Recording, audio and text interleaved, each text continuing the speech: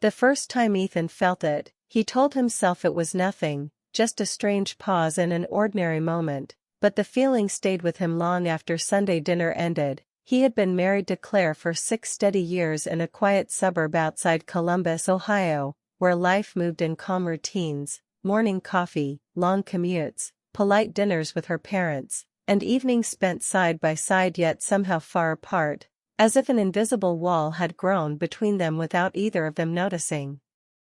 Claire was ambitious and driven, always chasing the next project at her marketing firm, always checking emails, always thinking ahead, while Ethan worked at a local construction company, coming home tired, dusty, and quietly hoping for a conversation that went deeper than grocery lists and bills. Her parents, Diane and Richard, lived 20 minutes away in a brick house with a wide porch and a swing that creaked softly in the wind, and every Sunday the family gathered there like clockwork.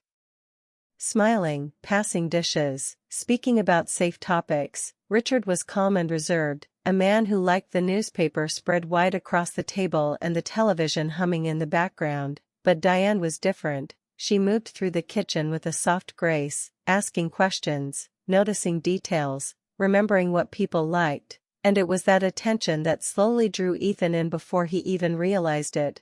On that rainy evening when the power went out, the house changed in an instant as candles flickered across the walls and thunder rolled in the distance. Claire stepped upstairs to take a work call, slightly annoyed, and Richard went down to check the breaker, leaving Ethan alone at the table with Diane, who studied him carefully in the warm glow of candlelight and said, "You seem tired lately," in a voice so gentle it caught him off guard. He gave a small laugh and shrugged, but she didn't look away, and for the first time in months he felt seen, not judged or dismissed, just understood. He admitted work had been heavy, that he felt stuck, that sometimes he wasn't sure what direction his life was heading, and Diane listened without interrupting, nodding slowly, her eyes soft but steady, as if his words mattered. That simple exchange opened a quiet door between them, one that neither planned to walk through but both felt curious about. After that night, their conversations stretched longer during Sunday visits. Claire would scroll on her phone or talk about deadlines, while Ethan found himself in the kitchen helping Diane wash dishes, the two of them speaking about books, about dreams they once had, about the way time seems to move faster after 40.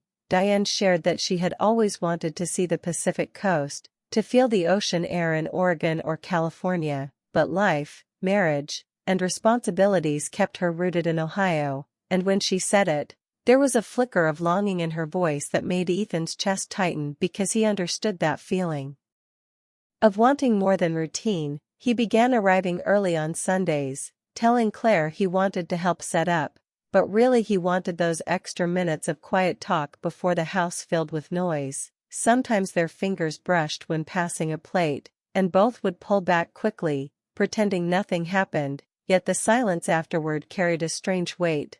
Ethan knew it was wrong to notice the way Diane's laughter softened when she looked at him or how her eyes brightened when he complimented her cooking, but emotions rarely ask for permission. One afternoon, Claire canceled dinner because of a last-minute meeting, and Ethan dropped off some paperwork at his father-in-law's house, expecting to leave quickly, yet Diane invited him in for coffee since Richard was out golfing, and they sat across from each other at the small kitchen table as sunlight streamed through the window, dust floating in golden lines between them, and the conversation turned more personal than ever. Before, she admitted that her marriage felt quiet in a way that scared her, not angry or loud, just empty, and Ethan felt a wave of empathy rush through him because he had been feeling something similar at home. He told himself he was only being kind, only offering comfort, but when Diane reached across the table and lightly touched his hand as she thanked him for listening, his heart raced in a way that felt both thrilling and alarming. That night he drove home with the radio off, replaying every word in his mind, aware that a boundary had shifted even though no rule had been openly broken. Days passed, and the normal rhythm of life continued, yet something had changed under the surface, like a quiet current moving beneath still water. Claire remained busy and unaware, focused on presentations and client calls, trusting her husband completely, And Ethan hated that the secret in his chest grew heavier each time he glanced at his phone hoping for a message from Diane. When it finally came, a simple, "Did you get home safe?" His pulse jumped, and he answered too quickly, convincing himself it was harmless, just polite concern, but the messages continued, gentle and thoughtful, small check-ins that made him feel chosen in a way he hadn't felt in years. Each exchange felt like stepping further onto thin ice, knowing it might crack but unable to turn back. He began to understand that attraction doesn't always arrive in loud, dramatic ways. Sometimes it grows quietly through shared loneliness and kind words spoken at the right time. One evening, after a small but sharp argument with Claire about something unimportant, Ethan left the house to clear his head and found himself driving toward Diane's neighborhood without fully deciding to, and when he pulled up outside the familiar brick house, he sat in the car gripping the steering wheel, aware that crossing this line would change everything. Still, he walked to the door and knocked, and when Diane opened it, surprise flashed across her face before soft concern replaced it, and in that moment, standing under the porch light with cool air around them and unspoken feelings between them, Ethan realized the quiet glances and gentle talks had already carried them further than they should have gone, and neither of them yet understood how much that small step would cost. After that night on the porch, things no longer felt accidental, and what had once been simple family visits turned into moments charged with quiet meaning, because Ethan and Diane both knew something had shifted, yet neither had the courage to name it. The messages became more frequent but stayed careful, always wrapped in normal words: "Hope work went well," "Drive safe in the snow," "Don't skip dinner again," small lines that carried warmth beneath their calm surface. And Ethan found himself waiting for them, checking his phone during lunch breaks at the construction site, smiling at a screen like a teenager even though he was a married man in his 30s. Claire stayed busy with her promotion in Chicago, traveling often and coming home exhausted, her mind still inside meetings while Ethan tried to speak about his day, and their talks turned shorter, sharper, and filled with long pauses that felt heavier each week. Meanwhile, at Diane's house, Richard remained distant in his own quiet way, spending evenings in the basement watching sports or reading news on his tablet, unaware that his wife had begun staring out the window more often, lost in thought, her phone resting face down beside her. Ethan told himself it was emotional support, nothing more, just two lonely people talking, but the truth felt deeper and harder to ignore. One crisp autumn afternoon, Diane sent a message asking if he had ever visited the downtown art fair by the river, saying she had an extra ticket because Richard had decided not to go, and Ethan stared at the text for a long time, knowing he should decline, knowing the risk, yet typing "sure, that sounds nice" before he could talk himself out of it. The day of the fair felt strangely bright, the sky clear blue, leaves swirling across sidewalks as musicians played soft acoustic songs near the booths, and when Ethan saw Diane standing near the fountain in a simple navy coat with her hair loose around her shoulders, his chest tightened with a mix of excitement and fear.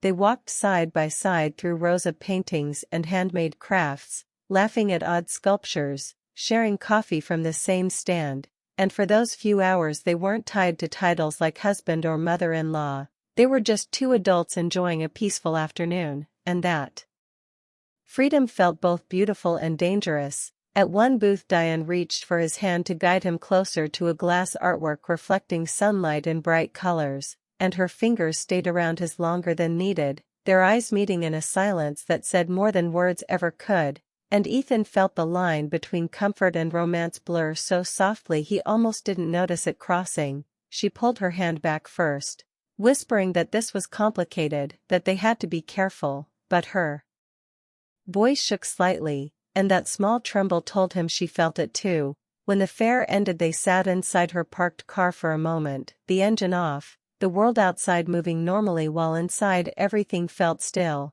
and Ethan leaned closer without thinking, stopping just inches away, not touching, not breaking any clear rule, yet both of them understanding that something powerful had grown between them. They drove home separately, but that day became a secret memory they carried like a hidden flame. After that, Their texts grew more honest, filled with late-night confessions about feeling unseen, about missing passion, about wondering what life might look like if they had chosen differently years ago, and each message deepened the connection while tightening the knot of guilt in Ethan's chest. Claire began noticing his distraction, asking why he smiled at his phone or stepped outside to take calls, and he brushed it off as work stress, hating himself for the lie yet unable to stop. Diane tried pulling back, waiting longer before replying, keeping her words shorter, but the silence between messages felt unbearable, and soon the rhythm returned stronger than before. Winter approached, bringing early sunsets and cold winds, and with it came a growing tension neither could ignore. One evening Diane admitted she felt like her marriage had turned into a polite partnership rather than a loving bond, that she respected Richard but no longer felt close to him, and Ethan listened with a heavy heart because he knew he was becoming part of the reason she questioned everything. At home, Claire and Ethan argued about small things, laundry left unfolded, dinner skipped, holidays planned without excitement, and beneath every disagreement lay the truth he refused to face. His heart was somewhere else. He began to realize that emotional closeness can be stronger than physical distance, that longing can grow quietly through shared words, and that secrets have a way of reshaping a person's choices. One snowy night after a tense argument with Claire about her constant travel, Ethan stepped outside into the freezing air and called Diane without thinking, and when she answered on the first ring, her voice soft and worried, he felt a sense of belonging that scared him. They talked for an hour under the cold sky, speaking about dreams they once had, about feeling trapped by expectations, about wondering if happiness required bravery, and when he finally ended the call, he knew they were standing on fragile ground. Neither of them had crossed into anything physical or explicit, yet the emotional bond had already grown too deep to deny, and that was what made it powerful and risky at the same time. They both understood that continuing meant consequences, that families could be hurt, that trust once broken would never return the same. But the connection felt like oxygen to two people who had been holding their breath for years. By the end of that winter, the messages were no longer casual, the glances no longer innocent, and every quiet meeting carried the weight of choices waiting to be made, and though they told themselves they could control it, that they could stop before it went too far, somewhere deep inside they both sensed the truth. They were already in deeper than they ever planned to be. And the hardest part was still ahead. By the time winter settled fully over Ohio, the secret had changed Ethan in ways he could not hide, because carrying feelings in silence has a way of showing up in small cracks, short answers, distant eyes, restless nights, and Claire began to sense something was wrong even if she did not know what. She would watch him from across the living room as he stared at nothing, phone in hand, lost in thoughts he never shared. And when she asked what was bothering him he would say just work, but his voice lacked truth. At the same time Diane felt the pressure closing in, because what once felt exciting now felt heavy with consequence, blaming stress and midlife changes, never imagining the full truth, and Ethan held her as she cried, feeling the crushing weight of guilt because he knew he was part of the storm tearing her family apart. The secret that once felt like a private comfort now felt like a heavy chain. And Ethan began to question whether what they shared was truly love or simply two wounded hearts reaching for warmth. He and Diane agreed to stop meeting in person for a while, understanding that emotions were running too high, yet even in distance the bond remained, pulling at them with quiet force. Claire grew more sensitive to his behavior, noticing his distraction during conversations about her parents' separation, and one night she confronted him again, saying she felt like he was drifting away from her, and he saw the hurt in her eyes and realized that in trying to escape his own loneliness he had created a deeper one for the person who trusted him most. Diane, now living in the tension of a pending separation, struggled with sleepless nights, questioning whether she had acted out of courage or confusion, wondering if chasing a new connection was worth the cost of breaking a long marriage. Ethan wrestled with similar doubts, recognizing that while his marriage with Claire had grown distant, it had not been beyond repair before he allowed his heart to wander. The truth became impossible to ignore. The emotional affair had already caused damage that could not be undone, even without dramatic scenes or public exposure. What hurt most was the realization that love built in secrecy carries a price, and as winter winds howled outside their separate homes, both Ethan and Diane understood they were standing at a crossroads where every choice would leave a mark. They had reached the breaking point, not because of scandal or anger, but because honesty was knocking at the door, demanding to be let in. And once truth enters a story like this, nothing remains the same. The truth came out on a quiet Tuesday evening, not with shouting or chaos but with a silence that felt heavier than any storm, because Claire was not searching for betrayal when she picked up Ethan's phone. She was only looking for a photo from a family dinner, yet as she scrolled her eyes caught a thread of messages that were too personal, too emotional, too full of longing to ignore, and the moment stretched thin as her hands began to tremble. Ethan walked into the room and saw her face drained of color.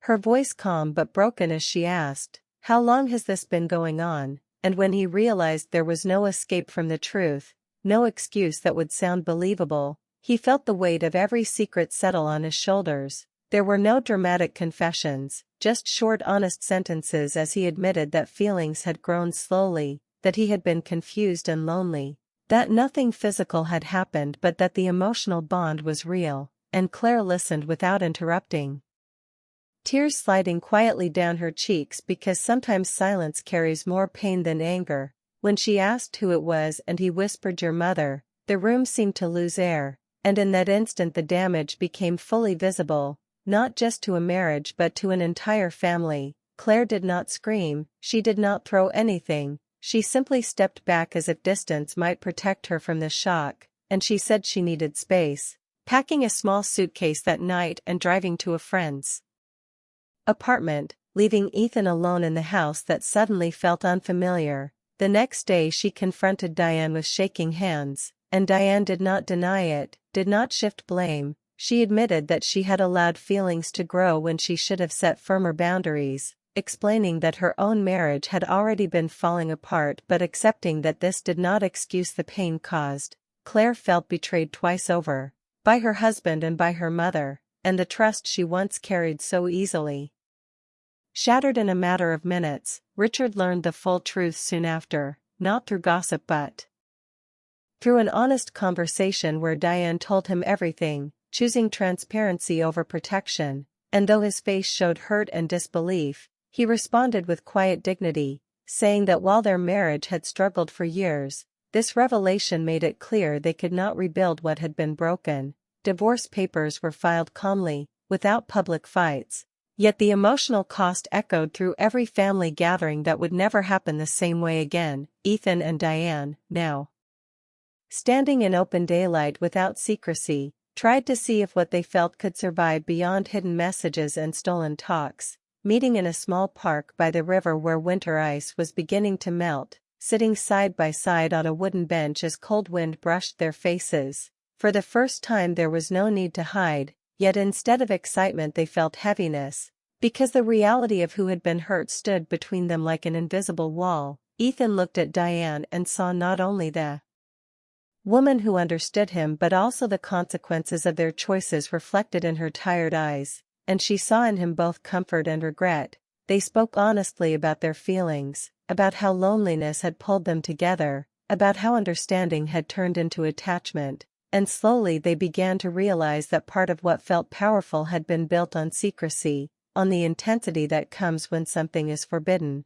Without that tension, without the hidden messages and careful planning, the connection felt different, softer but also uncertain. Claire, meanwhile, started therapy, determined not to let this experience define her future, learning to rebuild her confidence and set stronger boundaries. And as months passed she focused on her career and friendships, choosing growth over bitterness. Richard sold the old house and moved into a smaller apartment, beginning a quiet new chapter with steady routines that felt simpler and more honest. Diane eventually decided to move to Vermont, seeking distance from the town filled with memories and whispers, wanting a fresh start where she could reflect on her decisions without constant reminders. Ethan remained in Ohio, facing the consequences of divorce proceedings and long nights alone, understanding that while he had followed his heart in moments of confusion, he had not fully considered the cost. When Diane told him she was leaving, they met one last time at the same park bench, the air warmer now with early spring sunlight touching the river, and they held hands briefly, not out of passion but out of shared understanding. She told him that what they felt was real in its own way but that it had grown from emptiness rather than strength, and he nodded because deep down he knew she was right. Love that begins in shadows struggles to survive in full light, and though they cared for each other, the foundation beneath them felt fragile. They parted without promises, without dramatic declarations, just with a quiet acceptance that some connections are meant to teach rather than last. As Ethan watched her walk away, he felt both sadness and clarity, realizing that he had to rebuild his life with honesty instead of longing, and Diane, driving toward a new state and a new beginning, carried lessons about courage, loneliness, and responsibility. In the end, no one celebrated, no one felt victorious, but each person slowly found a path forward shaped by truth, because while the secret relationship had gone too far and changed everything, it also forced them to confront what had been missing in their lives, and sometimes the hardest endings are the ones that lead to deeper self-understanding.